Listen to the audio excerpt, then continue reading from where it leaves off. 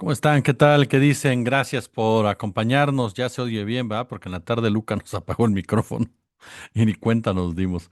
Oigan, pues a ver, ¿habrá alguien que todavía considere o defienda a Donald Trump, que trate de evitar el calificarlo como neofascista? Este neofascismo que se construye en el fascismo, el viejo fascismo, que siempre ha estado entre nosotros, que nunca se fue en realidad, que se adaptó de la Alemania de los años 30 del siglo pasado a los Estados Unidos de después de la Segunda Guerra Mundial y que ahora llegó al poder con el peor de sus rostros, con el rostro más cruel, con el rostro más cínico, más déspota, sin ningún tipo de filtro. Las decisiones que se han venido tomando en Estados Unidos en contra de los migrantes no es solamente un asunto de migración, es un asunto mucho más profundo, es una cuestión de limpieza étnica, es una cuestión de odio, es una cuestión de legitimar el racismo, la supremacía racial de la cual presume tanto la famosa casta. Y nos damos cuenta conforme va avanzando todo ello. Hay dos notas en el caso de Trump, déjeme entrar por la primera, que no le vamos a profundizar tanto, aunque también tiene mucho que ver, porque el tema de los aranceles no solamente tiene que ubicarse en el plano económico, sino también en esta postura por parte de los Estados Unidos de sentirse superiores al resto y que el mundo os pague porque sigan siendo el imperio. Ya Trump en una de sus clásicas vociferaciones, pues anunció que suspendía de inmediato las negociaciones comerciales con Canadá porque Canadá se había atrevido a defenderse. El anuncio de Trump se produce mientras los dos países vecinos pues estaban trabajando para alcanzar un acuerdo comercial para mediados de julio. Ambos países se impusieron aranceles mutuos, luego que Trump desencadenara una guerra comercial a principios de este año y amenazara con anexionar a Canadá utilizando la fuerza económica de Estados Unidos. El viernes, el presidente de Estados Unidos afirmó que ponía fin a las negociaciones debido a lo que calificó como un impuesto atroz. Imagínese este hombre que se ha dedicado a imponer aranceles en contra de hasta islas donde nada más hay pingüinos, ¿no? O lugares donde nada más hay pingüinos, pues dice que es atroz el impuesto canadiense a las empresas tecnológicas y añadió que en las próximas semanas anunciaría otros aranceles, nuevos aranceles sobre los productos que crucen la frontera. El tema arancelario tiene que ver con el imperialismo, tiene que ver, por supuesto, con la imposición por parte de los Estados Unidos. No, por su parte, el primer ministro canadiense Mark Carney sugirió que las conversaciones continuarían. Seguiremos llevando a cabo estas complejas negociaciones por el beneficio de los canadienses. Pero la segunda nota es todavía mucho más preocupante. ¿Por qué? Porque la Corte Suprema de Estados Unidos acordó el viernes permitir que el presidente Trump ponga fin a la ciudadanía por derecho de nacimiento en algunas partes de Estados Unidos, incluso cuando las impugnaciones legales a la constitucionalidad de la medida prosiguen en estas regiones o en otras. El fallo de 6 votos a favor y 3 en contra, redactado por la jueza Amy Coney y dividido según líneas ideológicas, es una importante victoria para Trump y puede permitir que se modifique, aunque sea temporalmente, la forma en cómo se concede la ciudadanía en Estados Unidos. La orden no entrará en vigor hasta dentro de 30 días, dijeron los jueces en su dictamen, lo que va a permitir que se continúe impugnando su legalidad. Pero los jueces tampoco abordaron la constitucionalidad subyacente de la orden del presidente para que se restrinja la ciudadanía por derecho de nacimiento, lo que podría dejar este tema para otro momento. Imagínese, restringir la ciudadanía por tema de nacimiento, dice Jesús Esquivel, son bebés esclavos, efectivamente. Efectivamente, el fallo del tribunal, pues también parece poner en entredicho la capacidad de los jueces federales para congelar políticas en todo el país, una poderosa herramienta que se ha utilizado con frecuencia en los últimos años para bloquear medidas instituidas por gobiernos tanto demócratas como republicanos. Obviamente que Trump pues brincó de alegría porque le dan su juguete neofascista, ¿no? En torno a este tema. Y es aquí donde nos vamos a centrar un poco, si ustedes me lo permiten. A ver, comencemos por el principio, ¿no? Y el principio es el sistema financiero. El auge del neoliberalismo no se debió simplemente a que los políticos centristas y de derecha decidieron darle rienda suelta a las fuerzas del mercado. No, reflejó una verdadera crisis del orden económico de la posguerra y la ausencia de un movimiento obrero poderoso que impulsara una alternativa de izquierda. Bajo cualquier forma de medición, la desigualdad económica se disparó en el último medio siglo.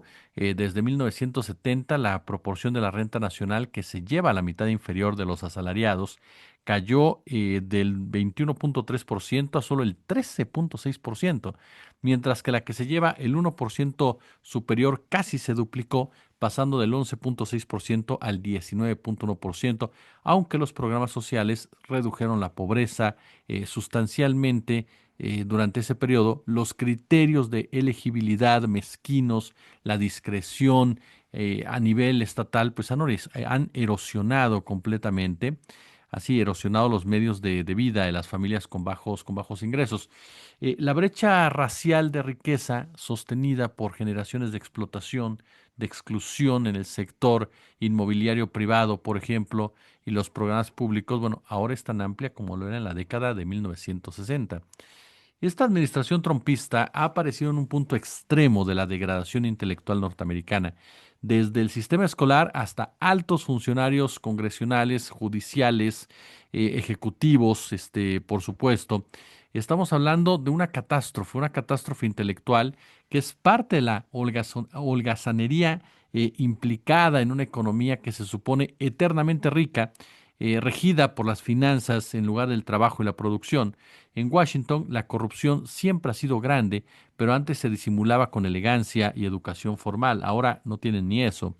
El hombre naranja, como se le apoda Trump, tiene el mérito de reconocer la caída en picada de Estados Unidos y en esto supera a sus predecesores, incluido Obama, en quien el mito de justicia racial depositó tanta esperanza como si la raza encarnara por sí sola las cualidades políticas. Ya que Trump nació siendo un bebé millonario, pues cree que las cosas ocurren según el antojo personal. Es poco diestro en leer, en estudiar, ignora que aunque represente los intereses de la clase y los defienda mejor que otros, un político necesita estar unido orgánicamente a su clase. La política difícilmente trata de individuos que actúan por su cuenta y tiene en contra buena parte de la clase dirigente, de las clases populares, de los medios de difusión principales, pero tiene a favor a otro grupo que es bastante poderoso. Es hijo de esta época de crisis de la que hablábamos, es un hijo del neoliberalismo, es un hijo de la crisis occidental, del habla, de la conversación, del convencimiento, apenas explican sus decisiones o las circunstancias a que obedecen. Eh, y uno de los puntos que viene a confirmar este comportamiento neofascista es el que tiene que ver incluso em, con el famoso Estado profundo. Mucha gente festeja y dice que bueno que Trump acabe con el Estado profundo. Yo desde el primer día les dije, no, no hay que dar brincos, no hay que dar brincos. ¿Por qué razón? Porque la finalidad de estas acciones en su momento de la mano de Musk no son precisamente, no son para que las cosas mejoren o cambien. No es imposible, por ejemplo, que en 2020, ¿no? El Estado profundo hubiera organizado un fraude electoral en su contra. No debería de sorprender, habida cuenta de las intervenciones en otros países. El establishment en ese momento le tiró con casi todo, pero Trump se apoyó en masas populares, empresarios en dificultades, trabajadores empobrecidos por la desindustrialización que desde los 70 se han venido dando. Y de repente apareció también otra clase económica que había sido desalojada desde esas épocas del poder. Se aprovechó también de la crisis de la agricultura asociada a las deudas que estrangulan a la pequeña empresa. Y ese ímpetu empresarista, billonario, ¿no? Egocéntrico, eh, prevaleció sobre los círculos de poder, sobre los medios de comunicación, sobre el aparato estratégico que supervisa tras bastidores, sobre las perspectivas de largo plazo de las Fuerzas Armadas, sobre recursos naturales, sobre inteligencia, sobre tecnología, sobre finanzas.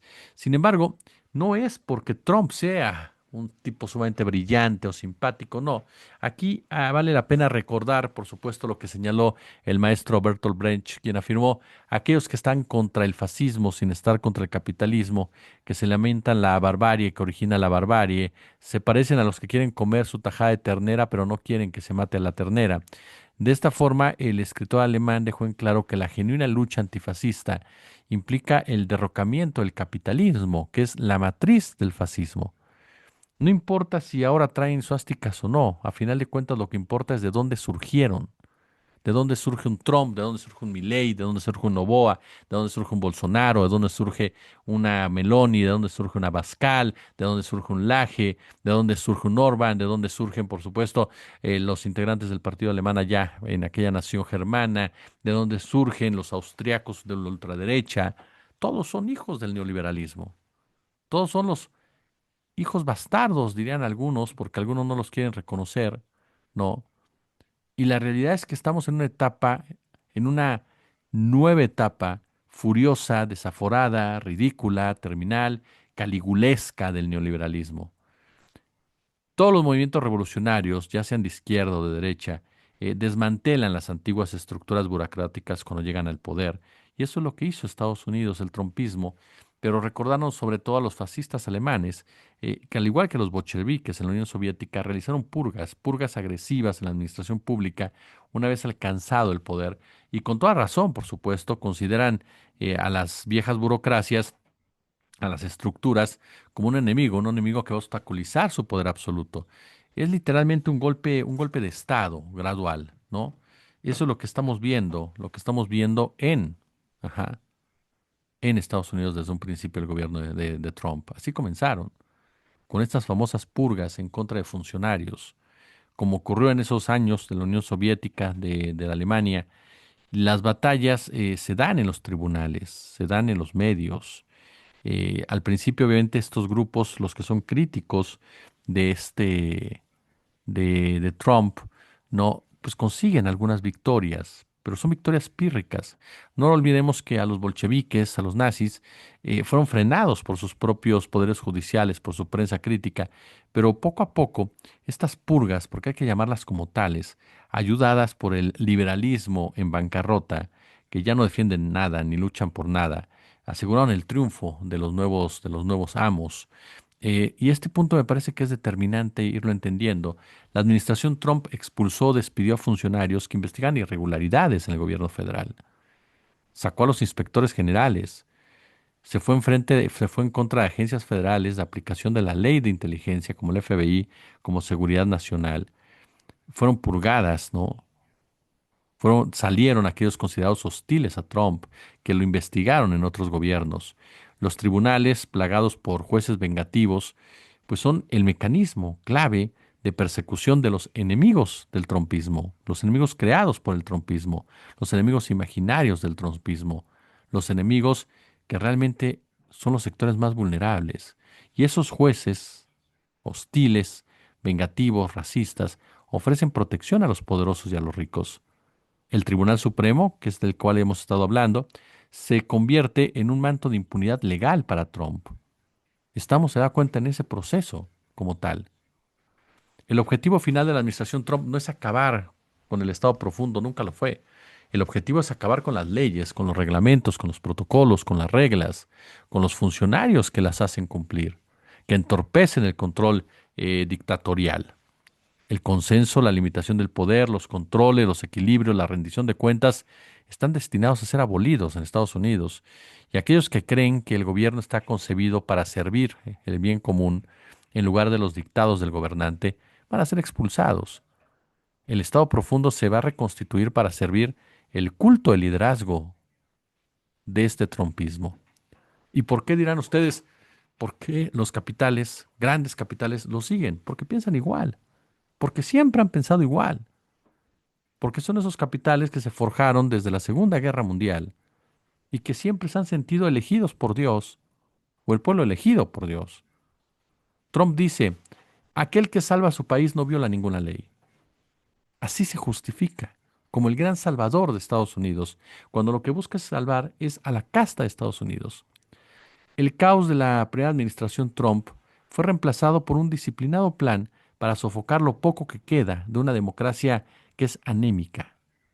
Este famoso proyecto 2025 que ya tiene lugar, el Center for Renew America, el America First Policy Institute, ya recopilaron por adelantado anteproyectos, dictámenes, propuestas legislativas, órdenes ejecutivas con todo detalle. Y la piedra angular jurídica de esta deconstrucción del Estado es la teoría del Ejecutivo Unitario, que fue articulada, recuerdo bien, por este juez Antonin Scalia en el voto disconforme que emitió en el caso Morrison contra Olson. Y en opinión de Scalia, el artículo 2 de la Constitución establece que todo lo que no se considere parte del poder legislativo judicial debe ser ejecutivo. Bueno, el poder ejecutivo escribe, puede ejecutar todas las leyes de Estados Unidos, fuera de lo que la Constitución otorga explícitamente al Congreso o al Poder Judicial. Es decir, es la justificación plena de una dictadura, de acabar con la democracia. Ahí sí, de acabar con la democracia. Y aunque este proyecto 2025 de la Fundación Heritage no utiliza el término teoría del Ejecutivo Unitario, sí defiende políticas que concuerdan con los principios de esta teoría.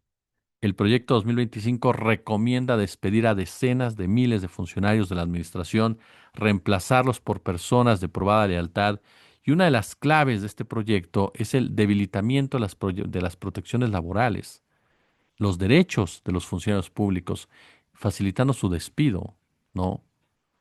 Y esto incluso lo comentó el propio Russell Vought, fundador de este Center for Renewing America y uno de los principales arquitectos de lo que es el proyecto 2025, y que ya fue parte del primer gobierno de Trump. Con el inicio de este gobierno de Trump, los migrantes fueron el primer blanco. Ya de por sí durante años se enfrentaron con contextos adversos de exclusión, y han visto cómo su vida comienza a precarizarse aún más. Han visto cómo se les persigue sin razón alguna, a pesar de que ellos aportan tanto a la vida de un país. El fascismo, ustedes preguntábamos por qué se quedan callados demócratas, por qué se quedan callados empresarios. Porque el fascismo no solamente exige silencio, va más allá. El fascismo reclama demostraciones públicas de adhesión, y ya no es solo que te metas tus discrepancias por donde te quepan, sino es que debes replicar obedientemente el discurso oficial. Cuando Volodymyr Zelensky visitó incauto la Casa Blanca, aguantó un chorreo denigrante por parte del emperador, ¿no? Y de propina, se llevó una lección de, primero, de fascismo. Deberías de agradecer al presidente sus intentos por poner fin a la guerra, le dijo el vicepresidente J.D. Vance, apuntándole con el dedo. Una forma totalmente soberbia, grotesca. La italiana Micaela Murgia, en esa esclarecedora maravilla titulada Instrucciones para convertirse en fascista, explicaba muy bien la diferencia entre el líder y el jefe. El problema del líder democrático es que discute con quien le plantea opiniones contrarias, dotándolas así de la misma dignidad que las suyas. De modo que a la hora de tomar una decisión, los opositores lo deslegitiman. El jefe, en cambio, es sincero, es leal, no finge que toma en consideración las numerosas opiniones contrarias que surgen alrededor de las personas que están al mando, y por esta razón sus decisiones no son negociables. Cuando gobierna, puede ganar o perder, pero al jefe hay que obedecerlo en cualquier caso. Después de estos meses del trumpismo, las deportaciones deben de ser entendidas no solo como procedimiento violatorio de derecho, sino como un mensaje político de poder, de intolerancia, dirigidos a todo el mundo y basado, por supuesto, en este concepto del excepcionalismo estadounidense. En su libro de 2009, The New American Exceptionalism, Donald Prince se burla del supuesto excepcionalismo estadounidense como una fantasía estatal, como un mito, y señala que la fantasía estatal no puede ocultar por completo las inconsistencias que enmascaran. El destacado historiador Howard Zinn consideró el excepcionalismo estadounidense como la creencia de que solo Estados Unidos, escuche usted bien, em, ya sea por sanción divina u obligación moral, debe llevar a la civilización, la democracia o la libertad por la violencia si es necesario. Y a ello se une el uso que los partidarios del excepcionalismo hacen de la frase una ciudad sobre una colina, que crea una imagen de libertad, de democracia, en la que otros deberían de mirar como ejemplo. Esta imagen se degrada y se envilece cuando se trae a escena la inmoralidad de sus acciones presentes y de sus hazañas pasadas, como el aniquilamiento de aldeas nativas americanas en el siglo XIX, la represión a sangre y fuego en su momento del movimiento obrero con tropas federales, los abusos de los trabajadores inmigrantes, el persistente racismo, la opresión de los afroamericanos, las masacres con armas de fuego que ocurren a diario. La historiadora Deborah Madsen cita a Frederick Douglass, un destacado abolicionista negro de antes, durante y después de la Guerra Civil estadounidense, luchador social hasta su muerte, quien argumenta que la idea del excepcionalismo estadounidense es absurda y ajena a la naturaleza inherente a la esclavitud todavía existente en esos tiempos. Y por otra parte, de manera creciente, algunos académicos rechazan ese reclamo excepcionalista y sostienen que Estados Unidos no se paró de la historia europea y en consecuencia ha conservado marcados rasgos basados en las diferencias de clase, la explotación social y la desigualdad racial.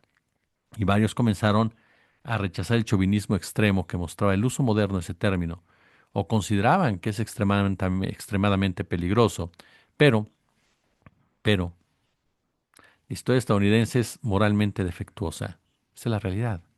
Durante la Guerra Fría, en la práctica, todas las estructuras de gobierno a cargo de la política exterior estadounidense sucumbieron a una fiebre ideológica monumentalmente autodestructiva, el enarbolar con nuevos ímpetus el síndrome de creerse la nación indispensable por sobre todas las naciones.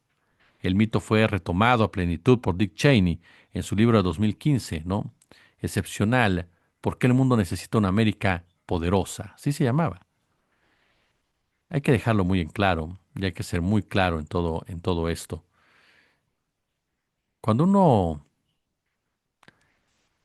genera cierto interés, una generación antes de Cristo, hacer un poco de historia para cerrar, Augusto liquidó la República Romana, apelando a la religión, presentándose como el preferido de Apolo, poniendo al Senado bajo su autoridad y convirtiéndose en el primer emperador romano. Promovió la natalidad en las clases altas, el moralismo tradicionalista, la literatura patriótica.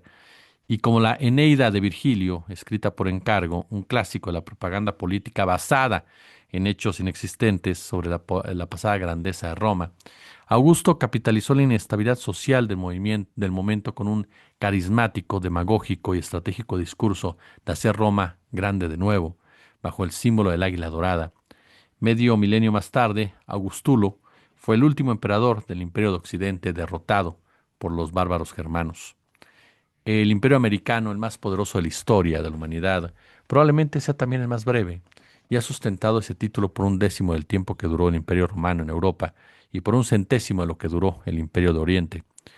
Por su parte, China terminará con esa rara excepción histórica llamada el siglo de la humillación y volverá a ser la mayor potencia económica, como lo ha sido, como lo fue por milenios. Es probable que Trump sea Augusto o Augustulo al mismo tiempo, y podríamos pensar que el reemplazo de hegemonías no cumple con la violenta trampa de Tucídides, como no lo cumplió el reemplazo de Gran Bretaña por Estados Unidos. En ese caso fue diferente. Hoy nos topamos con una virulencia brutal de ese fascismo, ahora convertido en un neofascismo, que ya lo vimos antes y que nuevamente quiere ver el mundo arder antes de caer. Pulgares arriba, como siempre un gusto, como siempre un placer.